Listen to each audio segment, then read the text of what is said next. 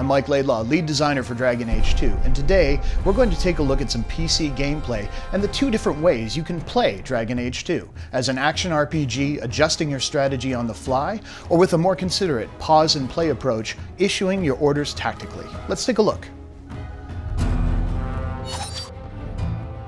So let's take a look at how Dragon Age 2 plays if you tackle it like an action RPG. If you want to play in real time, you can absolutely do so.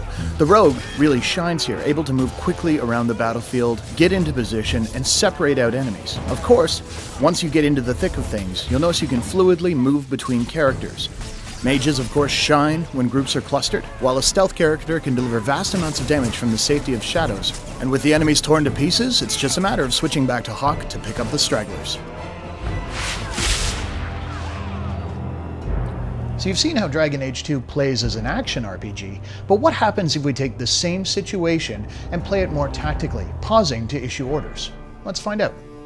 With the game paused, let's take a look at our situation. We have enemies that are going to move forward towards Aveline, our tank, so what we'll do is taunt them to ensure they cluster up around her.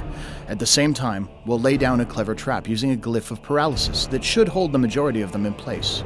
While we're at it, we have two groups of archers in the back, so using both of our rogues, we're going to toss miasmic flasks to stun them, taking them out of the fight for a short period of time as well. The enemy's approaching, they hit the trigger, perfect, they've fallen into our trap like we expected. And now we're able to cut down the back ranks, using our archer to eliminate theirs while they're stunned.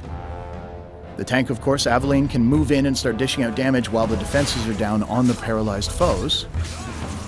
Now that they're gathered up, let's take a look at the situation as it's evolved. Switching to Hawk, you'll notice that the enemies are all kind of standing in a row, perfect for a knockdown attack, which will scatter them off their feet and unable to move out of a rain of arrows that Varric will lay down over the battlefield. And there it is. Now switching back to our mage, we register the enemies are starting to weaken. We're going to use a top-tier mage ability, Firestorm, raining down from the heavens to eliminate the last of our foes. So this is just an example of how a well-coordinated team can deal with an encounter where they're vastly outnumbered. So there you have it. Dragon Age 2 can be played with the smooth, responsive controls of an action RPG, or more tactically, pausing and controlling your actions that way, or of course, any combination of the two. Thanks for watching.